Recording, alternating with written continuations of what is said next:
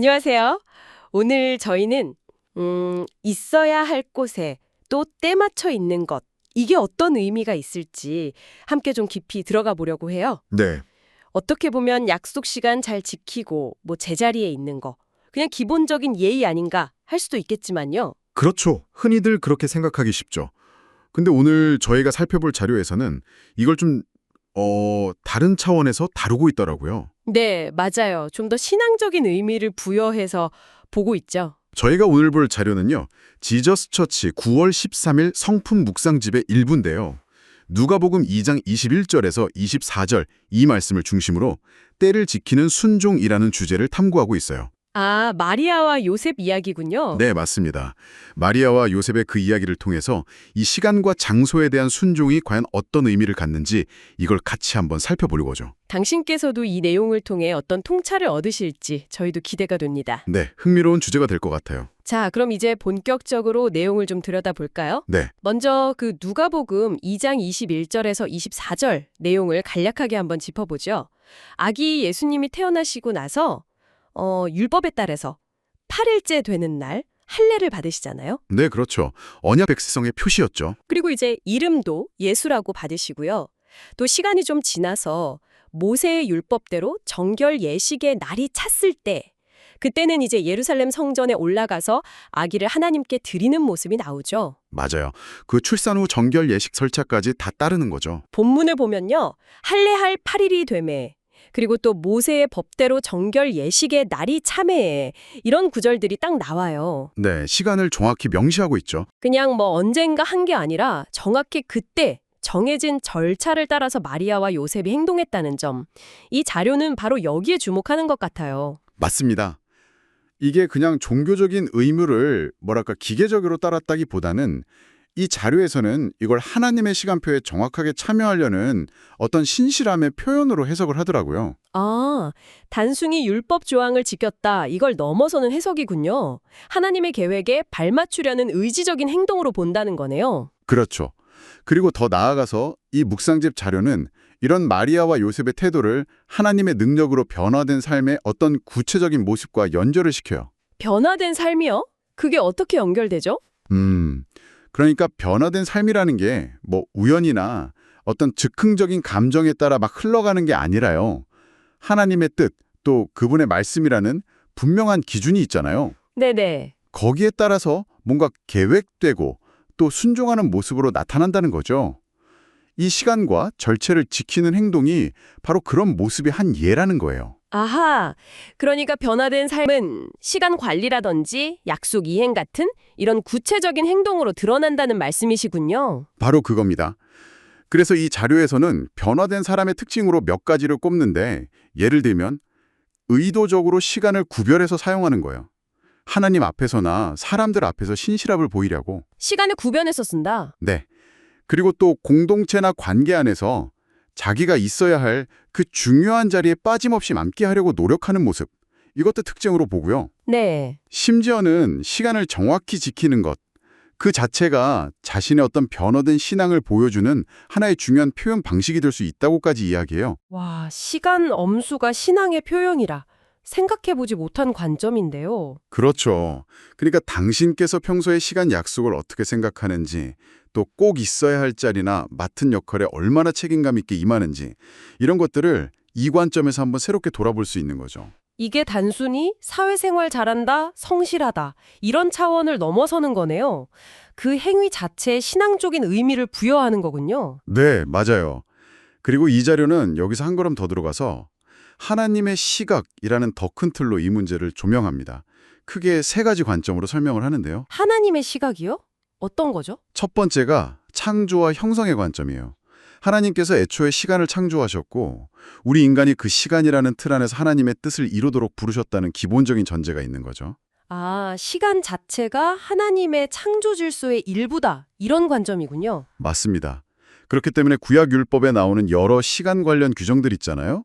방금 얘기한 8일째 할례라든지 정결 예식 기간 같은 것들. 네. 이런 것들이 그냥 지켜야 할 규칙 목록 이게 아니라요. 시간을 통해서 우리가 거룩함을 배우고 실천하도록 하나님께서 디자인하신 일종의 훈련 과정이라는 해석이에요. 훈련 과정이요? 네. 그래서 마리아와 요셉이 이 시간 질서, 즉 율법에 정해진 때를 정확히 따른 것은 곧 하나님의 창조 질서와 그분의 뜻에 순종하는 행위였다. 이렇게 분석하는 거죠. 그렇군요. 그럼 반대로 시간을 잘 못 지키거나 있어야 할 자리에 없는 건 이건 어떻게 설명할 수 있을까요? 자료에서 이것도 다루나요? 네, 당연히 다르죠. 그게 바로 타락과 왜곡이라는 두 번째 관점입니다. 타락과 왜곡, 좀 무서운데요? 이 자료의 시각으로 보면요.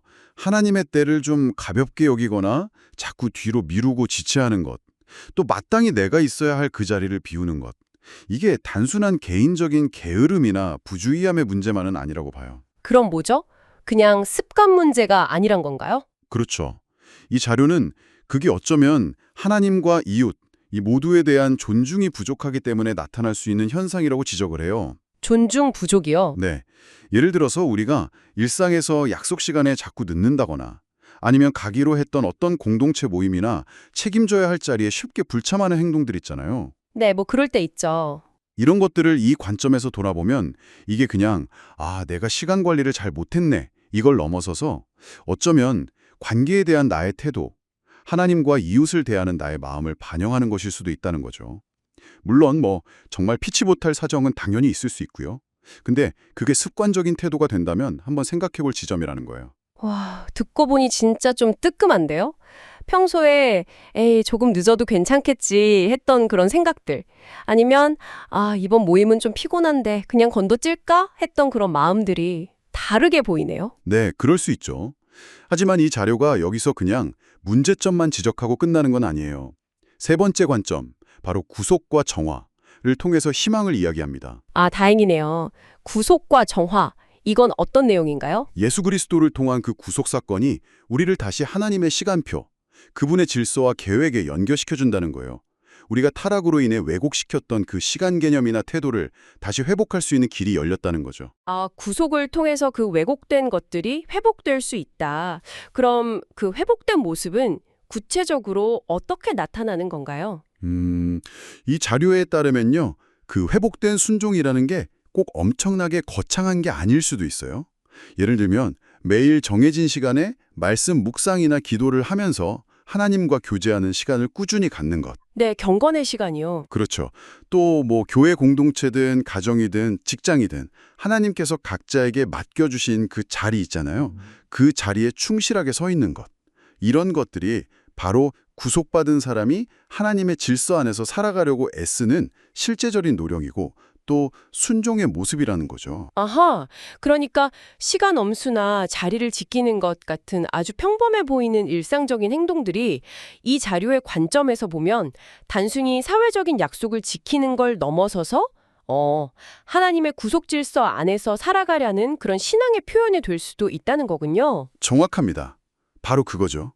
시간 약속 하나를 지키는 그 작은 행위에도 그런 신학적인 의미가 담길 수 있다는 시각을 이 묵상집이 제시하고 있는 거예요. 물론 이게 유일한 해석은 아니겠지만요. 네, 그렇군요. 자, 지금까지 이 지저스 처치 성품 묵상집 자료가 제시하는 때를 지키는 순종에 대한 여러 깊이 있는 해석들을 쭉 살펴봤습니다. 네, 흥미로운 관점들이 많았죠. 그렇죠. 그럼 이제 이 내용들이 지금 이걸 듣고 계신 당신의 삶과는 어떻게 연결될 수 있을까? 이걸 좀 생각해 봐야 할 것 같아요. 이 자료에서도 우리 스스로에게 던져볼 만한 질문들을 몇 가지 제안하고 있거든요. 네, 적용점이 중요하죠. 이 질문들을 통해서 잠시 당신의 삶을 좀 돌아보는 시간을 가져보는 건 어떨까 싶습니다. 자, 첫 번째 질문이에요. 나는 하나님께서 부르신 자리에 정한 시간에 순종하며 머물고 있는가? 당신께서 지금 서 계신 바로 그 자리, 또 당신에게 주어진 그 시간들, 혹시 이걸 불평하거나 외면하고 있지는 않으신지, 아니면 정말 순종하는 마음으로 감사하게 감당하고 계신지 한번 돌아보라는 거죠. 네, 중요한 질문이네요. 그리고 두 번째 질문입니다. 내 삶 속 시간과 약속에 대한 태도는 하나님과 이웃을 존중하는 방식으로 드러나고 있는가? 이것도 뜨끔한데요? 그렇죠. 혹시 당신의 시간 사용 방식이나 약속을 대하는 그 태도가 나도 모르는 사이에 하나님이나 주변 사람들을 좀 가볍게 여기는 모습으로 나타나고 있지는 않은지 한번 점검해보라는 질문인 것 같아요. 네, 돌아봐야 할 부분이네요. 그리고 마지막 세 번째 질문인데요. 지금 내가 빠지지 않고 지켜야 할 자리는 어디이며 그 자리를 내가 어떻게 감당하고 있는가? 지켜야 할 자리. 네, 당신에게 주어진 역할, 책임져야 할 관계들, 꼭 함께 해야만 하는 어떤 공동체의 자리, 그런 것들이 무엇인지 먼저 생각해보고, 그리고 그 자리를 지금 내가 어떤 마음과 태도로 지켜내고 있는지 한번 스스로에게 물어보라는 거죠. 네, 오늘 우리는 지저스 처치 상분 묵상집이라는 하나의 자료를 통해서요. 누가복음에 나오는 마리아와 요셉의 모습을 좀 새로운 시각으로 들여다봤습니다. 네, 때를 지키는 순종, 그리고 있어야 할 곳에 있는 것, 이 주제를 단순히 시간 관리나 의무 이행 이런 차원을 넘어서서요. 하나님의 시간표에 대한 어떤 신실한 반응으로 또 더 나아가서 하나님과 이웃에 대한 존중의 표현으로까지 연결시키는 그런 해석을 우리가 접할 수 있었죠. 맞아요. 특히 저는 그 시간을 창조, 타락, 구속이라는 그 신학적인 틀로 조명하면서 시간 엄수나 자리를 지키는 것 같이 어떻게 보면 아주 평범하고 일상적인 행위들이잖아요. 쓸 수 있는지를 보여라고 시도했다는 점이 상당히 인상 깊었어요. 맞아요. 저도 그 부분이 참 새로웠어요. 그냥 시간을 잘 지키는 것, 약속 장소에 늦지 않는 것, 이걸 우리는 보통 그냥 기본적인 사회 규범 아니면 개인의 성실함 이 정도로만 생각하기 쉬운데요. 네, 보통 그렇죠. 그런데 오늘 살펴본 이 자료의 관점처럼 만약에 시간 엄수나 자리를 지키는 것, 이걸 일종의 영적인 훈련이나 하나님 앞에서 나의 신실함을 보이는 어떤 구체적인 방법으로 여긴다면 어떨까? 이런 생각을 해보게 되더라고요. 관점을 바꾸는 거죠. 네. 그렇게 바라볼 때 당신의 아주 일상적인 관계들, 예를 들어 가족이나 친구, 직장 동료와의 약속을 대하는 태도, 혹은 당신에게 맡겨진 여러 역할들을 감당하는 그 방식에 혹시 어떤 작지만 의미 있는 변화가 생길 수 있을지 한번 상상해 보시면 어떨까 싶습니다. 네, 좋은 생각거리네요. 이것이 오늘 저희가 이 자료 탐구를 마무리하면서 당신께 던져드리고 싶은 마지막 생각거리입니다. 다음에 또 더 흥미로운 자료 분석으로 다시 찾아뵙도록 하겠습니다. 네, 수고하셨습니다.